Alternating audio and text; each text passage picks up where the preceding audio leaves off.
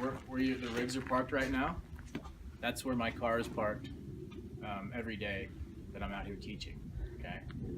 That being said, a lot of times we'll have guys on this barrel, this barrel, this barrel, and this barrel, maybe about 2 per barrel. One guy's pulling the plates up. When you shoot the plates down, the rope pulls them back up, and then after the shooter gets done shooting, he makes sure his gun's safe, goes back to holster.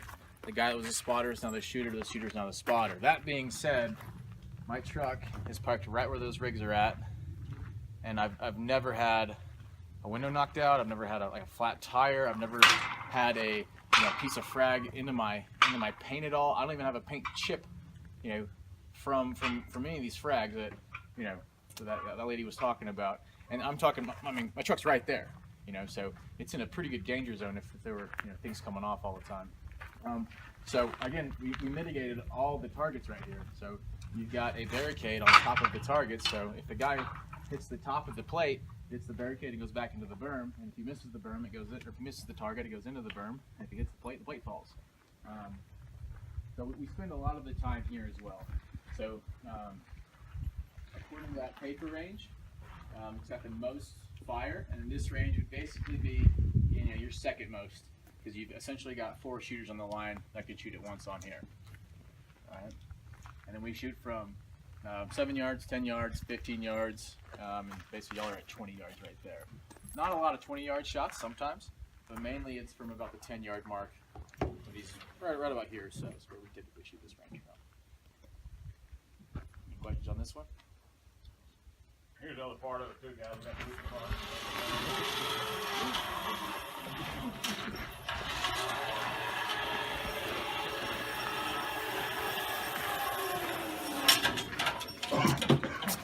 So that's a pistol or rifle? It's all put. So the majority of this whole range is all pistol.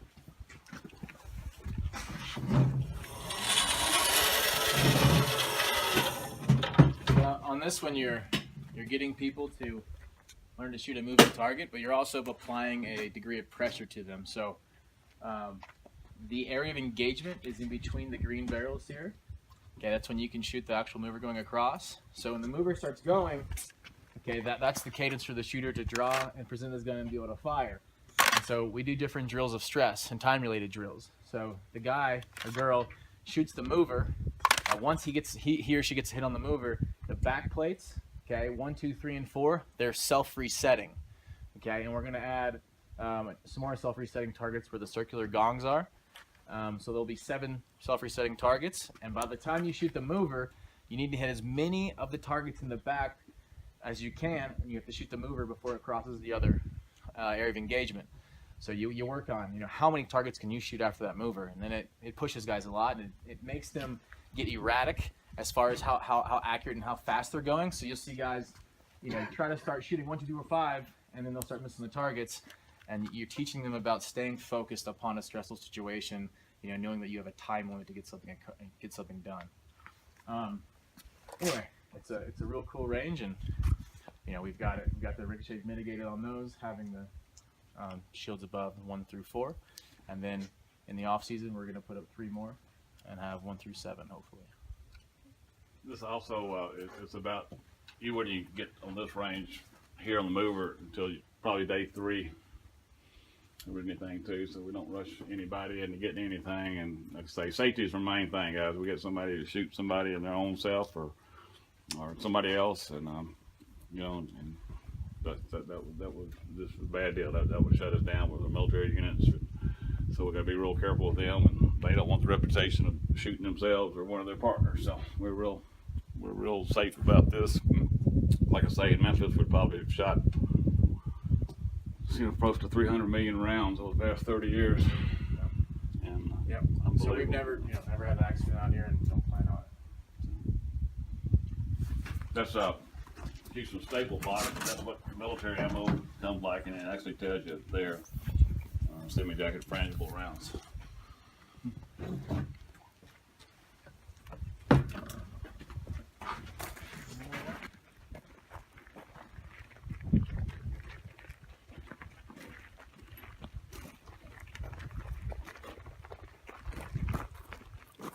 So this is all typically basically pistol around us. You've got all pistol ranges here. Okay. From there, with that shed, we do 50 yards sighted.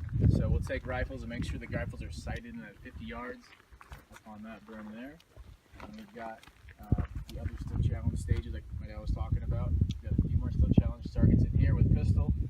And then we primarily shoot pistols on that range, but sometimes we can shoot frange as well on those targets. And that's a good alleyway for, controlled movement as you're going forward, shooting on the move.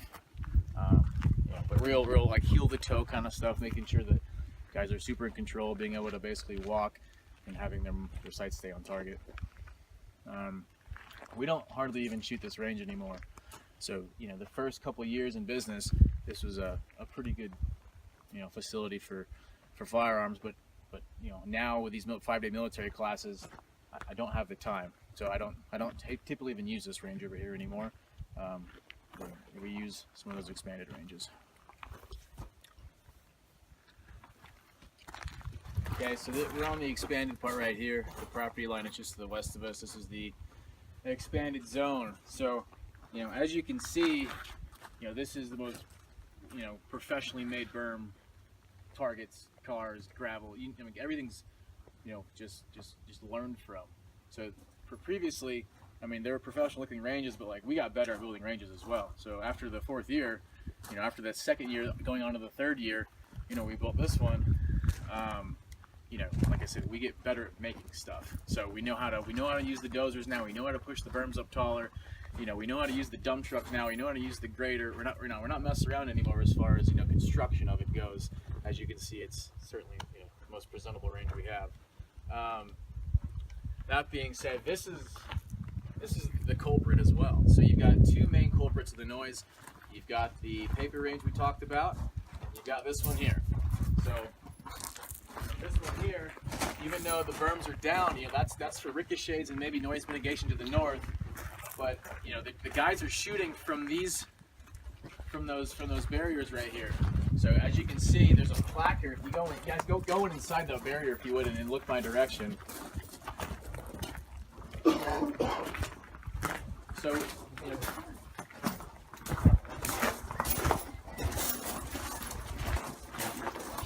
So now you can see why a paper range isn't the same. Now you've got a range set up specifically for different positions. Like from here, I'll be shooting normal, I'll be kneeling, I'll go to prone, I'll be shooting from kind of an awkward position from the window here and here. You've got different positions as far as come up to this window, making sure you try not to hit the wood. If you hit the wood, no big deal, but you're not supposed to. Knowing where your sight picture is in regards to your muzzle. You go all the way through here and you shoot the particular targets that are on the placards. The spotter says 5, 16. You shoot 5, it goes down and comes back up on its own. They're all automated on an air system. After 5 is down, you shoot 16. Once you shoot 16, finger off, safety on. I go to the next position and I represent. From a kneeling position, I engage 2 and 12. I get those and I keep going. So this is a pretty extensive course of fire. There are 45 targets to shoot from the start position to the ending position here. So that being said, this is a quite loud range. People are shooting this nonstop, typically on the course of fire, with a spotter. Spotter's calling it out, shooter's going through, and so a barrier on the side of this one would be significant because you can, yeah. So is this on the side of the original parcel, or is this on the new parcel? This is the new parcel. We built this one beginning of this year. Is that correct? The beginning of this year. Not really thinking, well, what's, should we can build this one and, I don't know if it's going to affect too much, and then we just started growing, and eventually we said, all right, we need a permit for this deal. So, You're fired. Oh. so anyway, keep going. Here's let me elaborate a little bit on that too. This is our neighbor's property. Our property line went straight down this road basically, and this was Dale and Penny Turner's over here. Okay. So I bought So this. was that part there, this part was part of your original Well, ground, so to speak? we had 300 acres there. And 2 years ago, or a year and a half, we bought what we call the doctor's club. So we bought another 300 right here. And then last November, I got to buy this land here, 25 acres. That they had no use for it, that they didn't even have a road to even get there because the ditch had gone through there. And we found a bunch of dirt here, and it's unusual to find dirt, and we found a bunch of dirt, and we said, hey, to do some of these ponds out, and we started digging out, and we said, hey, this make a perfect range. And then, so we built the range, not knowing, I mean, I got 600 acres here in a hunting club, and nobody's ever told me where I could put duck blind or not. And I just figured, well, and then Amy sent 2 letters, planning and zoning had, asked me about my house, that, you know, have you done anything in the last 10 years, you know, for your house, or did you, and I said, you know, I didn't know what the letter was about. And then Houston mailbox got the same letter, that was, have you done anything different to your business? And that's when I basically came to Amy and planning and zoning, and I said, hey, we've added on a couple of ranges, you know, but I didn't know we needed a permit for them. And she said, well, come on, and Houston went before you guys trying to get the permit. And since this was on a different parcel of land, you know, we had to advertise it to the public, I guess, for the, y'all know more about that than I do. So Amy, how do you bring this was a separate parcel from that? Yes, and in fact, he mentioned the 25 acres that had come from Turner's. That, in that transaction, that was actually combined with a 7 that he had. So that's all one new parcel, the 33 acres, that's at issue in this current So it application. really is divided by the road? No, there's It's a, not divided anymore. It's not? no, it's all 33 It's all acres. 33, okay. Yes, it was just done via a lot line adjustment. Okay. Yeah, that 25 acres was combined with his existing 7-acre parcel. Which the 7-acre being adjacent, directly adjacent to the existing range. Okay, gotcha. And my deal was, well, it's all continuous land now, we own the whole deal, and this was the furthest part from basically my neighborhood and town too. I mean, you know, this is a perfect place to build a range. And when I bought it, I just, you know, I didn't even think about building a range here. I mean, I bought it in Dell and Benny's, and I'm just gonna leave that for the deer and for a barrier, in case any ricochets do get out of here, I have another 25 acres there that, you know, nobody can complain about. And then once we found the dirt, then we started at it, and that's where we're done. So everything that we've looked at up to this point has been Was part the of the existing, Correct. with the existing special use. This is new special use. Correct. So Special use 2, I guess, for lack of a better term. can you talk any more about what you had planned for? Let's go over it. Okay.